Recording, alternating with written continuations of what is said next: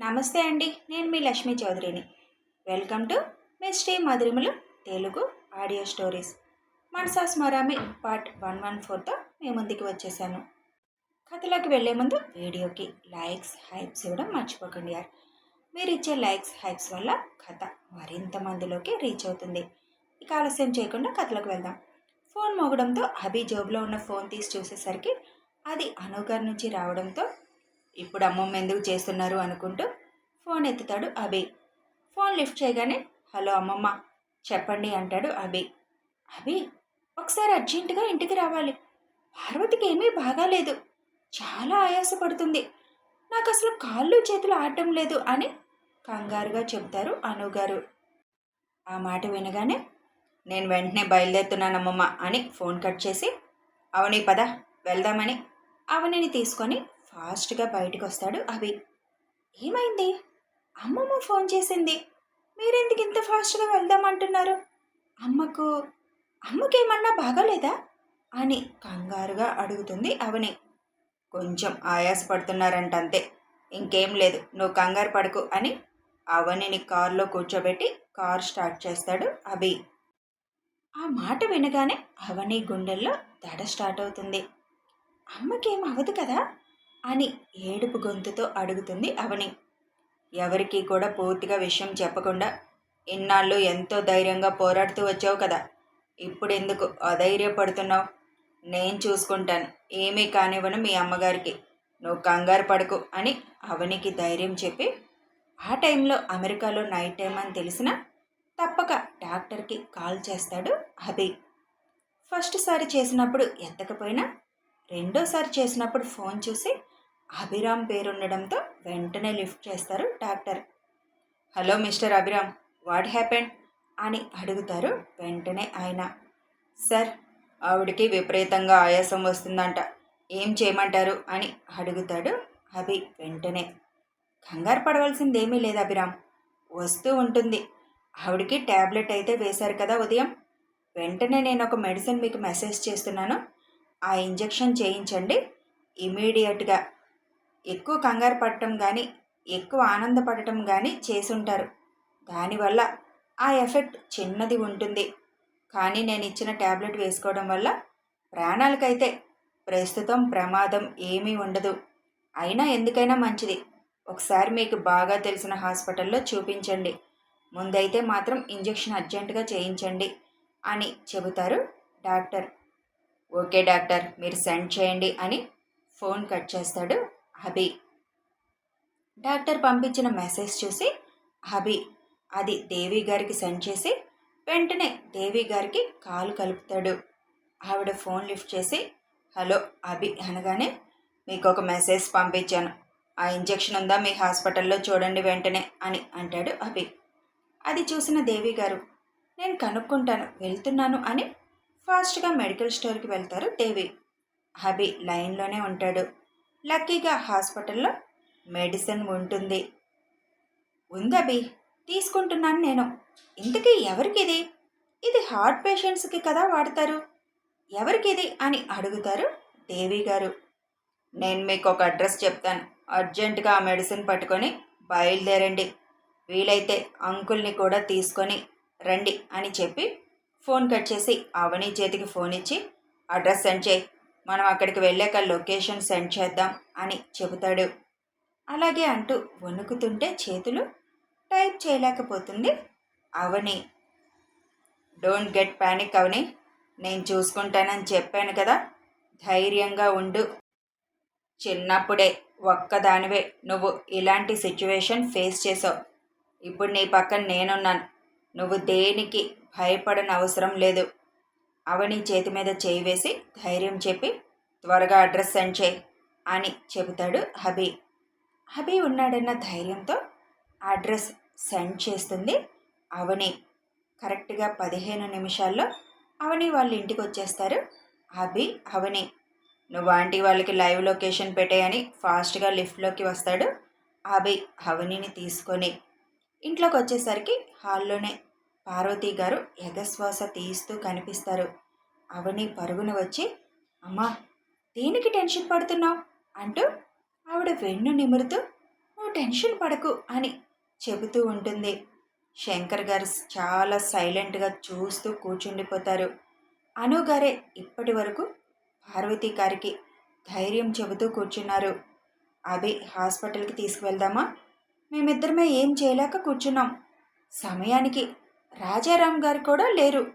ఆయన ఉంటే మీకు ఫోన్ చేసేవాళ్ళం కాదు, ముందు హాస్పిటల్కి తీసుకువెళ్ళేవాళ్ళం. ఆయన లేరు, ఎలా తీసుకెళ్లాలో అర్థం కాక నీకు చేశాను అంటారు అనుగారు. మీరేం కంగారు పడకండి అమ్మమ్మ, నాకు చేయకపోతే ఎవరికి చేస్తారు మీరు? హాస్పిటల్కి అవసరం లేదు, డాక్టర్స్ వస్తున్నారు, నేను డాక్టర్తో మాట్లాడాను అని చెప్తాడు అభి. అభి శంకర్ గారి దగ్గరికి వెళ్ళి, మీరేం టెన్షన్ పడకండి మావయ్య, ఇదేం మైండ్కి తీసుకోవద్దు, ఏం కాదు, ఆల్రెడీ డాక్టర్ వస్తున్నారు అని చెప్తాడు. అవని లొకేషన్ సెండ్ చేసేసరికి ఆ ఏరియాకు దగ్గరలోనే ఉండడంతో 10 నిమిషాల్లో వాళ్ళు కూడా చేరుకుంటారు ఇంటికి. ఫాస్ట్గా ఇంటికి వచ్చి ముందు ఆ ఇంజెక్షన్ ఇంజెక్ట్ చేస్తారు పార్వతి గారికి. ఇంత టెన్షన్లో కూడా అక్కడ దేవి శ్రీ గారిని చూడగానే ఇంకో కొత్త టెన్షన్ స్టార్ట్ అవుతుంది అవనికి. కానీ మొత్తం వాళ్ళకి తెలుసని అవనికి ఇంకా తెలీదు. వాళ్ళు కూడా అభి చెప్పడంతో ముందే ఏమీ తెలియనట్టే ఉండిపోయారు. ఇంజెక్షన్ చేసిన కాసేపటికి పార్వతి గారు కొంచెం కుదుట పడతారు. అసలేమైంది, హార్ట్లో ప్రాబ్లం ఉందా తనకి అని అడుగుతారు శ్రీగారు. ఎప్పటి నుంచో ఉందండి అని చెబుతారు అనుగారు. నేను చెప్తానులే అంకుల్ తర్వాత మీకు వివరంగా అని అంటాడు అభి. అంకుల్, ముందు తనకి బీపీ అది చెక్ చేయండి అని శంకర్ గారిని చూపిస్తారు ఆయన పరిస్థితి మొత్తం చెబుతూ. ఆయన అసలు స్తబ్దుగా కూర్చుండిపోతారు. అందుకే అభికి కొద్దిగా టెన్షన్గా అనిపిస్తుంది అతన్ని చూస్తే. అసలు ఏమైంది అమ్మమ్మ, ఎందుకలా అయ్యింది అని అడుగుతాడు అభి. పొద్దున వాళ్ళు వచ్చిన దగ్గర నుంచి ఏమన్నా భయపడ్డారా బాగా అని చిన్న అనుమానం స్టార్ట్ అవుతుంది అభికి. అసలు ఏమైందో తెలీదు, టీవీ చూస్తే ఇక్కడే నిద్రపోయింది, నిద్రలోనే చిన్న ఆయాసంలాగా వచ్చింది, రొప్పుతుందని నేనే లేపాను, తనని లేపిన దగ్గర నుంచి అలాగే రొప్పుతూ ఉంది. అప్పుడే శంకర్ రూమ్లో నుంచి బయటకు వచ్చి అది చూసి అలా కూర్చుండిపోయాడు. నాకేమో కాళ్ళు చేతులు ఆడడం లేదు, ఇది చూస్తే ఇలా, వాడు చూస్తే అలా. రాజారాంకి ఫోన్ చేద్దామంటే వాళ్ళిద్దరూ లేరు, ఏదో ఫంక్షన్కి వెళ్ళారు, అందుకే నీకు హడావుడిగా ఫోన్ చేశాను, నువ్వు వచ్చిందాకా నాకు టెన్షన్గానే ఉంది అని అంటారు ఇంకా తగ్గని కంగారుతో అనుగారు. ఏమైందమ్మా, నిద్రలో ఏమన్నా భయపడ్డావా అని అడుగుతుంది అవని అనునయంగా. అదేం లేదవని, అసలు ఎందుకు అలా వచ్చిందో నాకు తెలీదు అని అంటారు పార్వతి. సరే ఇప్పుడు పదండి హాస్పిటల్కి వెళ్దామని అంటాడు అభి. ఇప్పుడు బాగానే ఉంది కదా బాబు, ఇంకెందుకు హాస్పిటల్కి? ఆహా, ఒకసారి టెస్ట్ చేయిస్తే మంచిది కదా అని తీసుకురావని అంటాడు అభి. శ్రీదేవి గారు కూడా బయలుదేరి అందరూ హాస్పిటల్కి వెళ్తారు. టెస్టులు చేయించి అభి వెళ్ళి రిపోర్ట్ తీసుకుంటాడు. అవి వెంటనే డాక్టర్కి సెండ్ చేసి విషయం చెప్పగానే, నో ప్రాబ్లం, అప్పుడప్పుడు ఇలా అవుతూ ఉంటుంది, అయినా ఎంత తొందరగా వీలైతే అంత తొందరగా ఆవిడకి సర్జరీ చేసేయాలి, ఇంక దానికి సంబంధించిన ఏర్పాట్లన్నీ చూసేయండి, నేను రాగానే ముందు ఆవిడకి సర్జరీ చేసేద్దాం అని అంటారు ఆయన. థ్యాంక్ యూ డాక్టర్, ఈ టైంలో మిమ్మల్ని ఇబ్బంది పెట్టాను. ఇంకొక చిన్న విషయం, వాళ్ళ అమ్మాయితోనే ఇంకో 14 రోజుల్లో నా పెళ్ళి, అది అయ్యాక చేయొచ్చా ఆపరేషన్, లేదా ముందే చేయాలా? మీరు ఎలాగూ 10 డేస్లో వస్తాను అంటున్నారు కదా, మీరు రాగానే చేసేయాలా, అప్పటి వరకు ఆగవచ్చా? అర్జెంటుగా చేసేయాలంటే పెళ్ళి పోస్ట్ పోన్ చేస్తాం అని అంటాడు అభి. నేను 10 రోజులు కాదభి, ఇంకో 3 డేస్లో అక్కడ ఉంటున్నాను, అనుకోకుండా ముందే బయలుదేరుతున్నాను. నేను రాగానే ఒకసారి ఆవిడ్ని ఎగ్జామ్ చేస్తాను, దాన్ని బట్టి మనం నిర్ణయం తీసుకుందాము. ఎలాగో 14 డేస్ టైం ఉంది కాబట్టి వెంటనే సర్జరీ చేసినా మీ పెళ్ళికి ఆవిడొచ్చి కూర్చోవచ్చు, ఏ పని చేయలేకపోయినా పెళ్ళైతే కూర్చొని చూడగలరు. టెస్ట్ చేశాక ఒక 10 రోజులు ఆగినా పర్వాలేదని నాకు అనిపిస్తే పెళ్ళయ్యాకే చేద్దాం అని అంటారు doctor. Okay doctor, and sorry ఈ టైంలో మిమ్మల్ని డిస్టర్బ్ చేశాను అని అంటాడు అభి. నో అభిరామ్, ఇది మా డ్యూటీ, ఏ టైం అయినా మేము రెస్పాండ్ అవ్వాలి. ఇంకా మీరేం కంగారు పడిన అవసరం లేదు. టేక్ కేర్, బాయ్ అని ఫోన్ కట్ చేస్తారు డాక్టర్. అభి కోసం వచ్చిన అవని అభి మాటలు విని, నేను చెప్పింది అభి గారికి నిన్నే కదా, ఇంతలోనే ఎప్పుడు మాట్లాడారు? ఇదంతా ముందే తెలిసినట్టుగా డాక్టర్తో మాట్లాడుతున్నారు అని ఆలోచించడం మొదలు పెడుతుంది అవని. ఫోన్ కట్ చేసి వెనక్కి తిరిగిన అభి మళ్ళీ ఆలోచనలోకి వెళ్ళిన అవనిని చూసి, ఇది ఆలోచనలతోటే జీవితం అంతా గడిపేలా ఉంది అని అనుకుంటూ అవని దగ్గరికి వచ్చి, ఏం ఆలోచిస్తున్నారు మేడం మళ్ళీ అని అడుగుతాడు. అది కాదు, నేను నిన్నే కదా చెప్పాను, మరి ఆ డాక్టర్తో ఎప్పటి నుంచో మాట్లాడినట్టుగా మాట్లాడుతున్నారు అని ఆలోచిస్తున్నాను అని అంటుంది అవని. ఎప్పటి నుంచో మాట్లాడుతున్నట్టుగా మాట్లాడాను? మీ మాటలు చూస్తే అలాగే ఉన్నాయి కదా. నేనన్నీ నీలాగా ఆలస్యం చేయను. నువ్వు నాకు నిన్న చెప్పిన వెంటనే సాయంత్రం వెళ్ళి డాక్టర్కి ఫోన్ చేశాను. అతను భవిని చూస్తున్న డాక్టర్, అందుకే అలా తెలిసినట్టుగా మాట్లాడారు. నిన్న తెలిసినా ఇవాళ తెలిసినా తెలిసినట్టే మాట్లాడతారు. పేషెంట్ గురించి తెలియనట్టు మాట్లాడరు కదా. బుర్ర నిండా ఈ పనికి మాలిన ఆలోచనలు తప్ప పనికొచ్చే ఆలోచనలు ఒకటి ఉండవు నీ దగ్గర అని అంటాడు అభి. ఆ మాటకి మొహం మార్చుకొని, నేనేం పనికి మాలిన ఆలోచన చేయడం లేదు అంటూ పార్వతి గారి దగ్గరికి వెళ్ళిపోతుంది. తెంగరబుచ్చి, ఈ ఆలోచనలు తప్ప అసలు కనీసం నా మీద అనుమానం వచ్చిందా అని ఒక్క ఆలోచన కూడా చేయట్లేదు. పెళ్ళయ్యేలోపు నిజం చెప్పలేదంటే పెళ్ళయ్యాక నీ సంగతి చెప్తా అని అనుకుంటూ వాళ్ళ దగ్గరికి వచ్చి, ఇంక వెళ్దాం పదండి అంటాడు. ఏం చెప్పారు బాబు అని అడుగుతారు అనుగారు. ఏం ప్రాబ్లం లేదు, చిన్న సర్జరీ చేస్తే సరిపోతుంది. ఫారెన్ నుంచి డాక్టర్ ఒక వారంలో వస్తున్నారు. ఆయన రాగానే ఒకసారి టెస్టులు చేసి ఎప్పుడు సర్జరీ చేయాలో నిర్ణయిస్తారు. ఇంకేం ప్రాబ్లం లేదు, మీరేం కంగారు పడకండి, పదండి వెళ్దామని అక్కడి నుంచి ఇంటికి స్టార్ట్ అవుతారు. వాళ్ళందరినీ ఇంటి దగ్గర డ్రాప్ చేసి ఇంక నేను బయలుదేరుతానని అంటాడు అభి.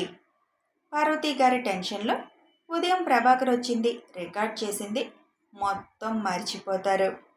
అందరికీ చెప్పేసి అక్కడి నుంచి బయలుదేరుతాడు అభి. అభి వెళ్ళాక వాళ్ళ అమ్మ పక్కన కూర్చొని, ఏం ఆలోచించావమ్మా అంతగా? ఇప్పుడంతా నీకు నచ్చినట్టే జరుగుతుంది కదా అని అడుగుతుంది అవని. నిజంగా నేనేమీ ఆలోచించలేదురా. అయినా నాకేదైనా పెద్ద ప్రాబ్లం ఉందా? సర్జరీ అంటున్నారు అని కొద్దిగా టెన్షన్గా అడుగుతారు పార్వతి గారు. ఇంకా ట్యాబ్లెట్లు మింగే పని లేకుండా టెన్షన్లు పడినా ఏమీ అవ్వకుండా ఉండాలి అంటే చిన్న సర్జరీ చేస్తారు. అది చేయగానే ఇక నీకు ఈ ట్యాబ్లెట్ల బాధ కూడా తప్పుతుంది. అందుకే అభి సారు సర్జరీకి ఓకే చెప్పేశారు. సరే, నేను కాస్త ఫ్రెష్ అయ్యి వస్తాను, నువ్వు రెస్ట్ తీసుకో ఈ రోజుకి, సాయంత్రం వంటది నేను చేస్తాను అని అంటుంది అవని. అవని లోపలికి వెళ్ళి, శ్రీ అంకుల్ దేవి ఆంటీ వచ్చారు కానీ వాళ్ళని పలకరించడమే అవలేదు.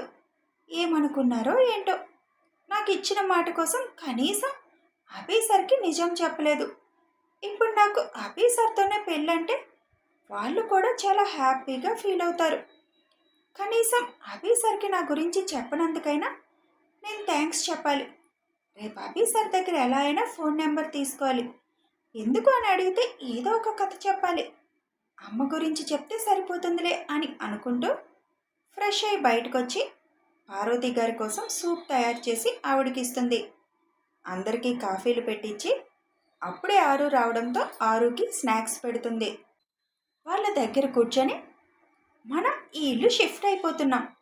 అభి సార్ చెప్పారు అమ్మ వాళ్ళ ఇంట్లోకి షిఫ్ట్ అయిపోమని. నేను పెళ్లి కూతురుగా అక్కడే రెడీ అయ్యి వస్తే పైనున్న అమ్మా నాన్న కూడా హ్యాపీగా ఫీల్ అవుతారని చెప్పారు. ఇన్నాళ్ళుగా ఆ ఇల్లు బోసిపోయి ఉందని, నువ్వు ఆ ఇంట్లో ఉంటే మీ అమ్మా నాన్న చూసి సంతోషిస్తారని అంటున్నారు ఆయన. అందుకే మీ ఇష్టం అని చెప్పేశాను. నీకేమీ అభ్యంతరం లేదు కదా నాన్న అని అడుగుతుంది అవని. కథ కొనసాగుతుంది. మరి శంకర్ గారు ఆ ఇంటికి వెళ్ళడానికి ఒప్పుకుంటారా? తెలియాలి అంటే కథని ఫాలో అయిపోండి. వీడియో నచ్చితే ఒక లైక్ చేయండి, షేర్ చేయండి, కామెంట్స్ రూపంలో మీ అభిప్రాయం తెలపండి. సబ్స్క్రైబ్ చేసుకొని ఛానల్ సపోర్ట్ చేయండి. Thanks for watching and listening.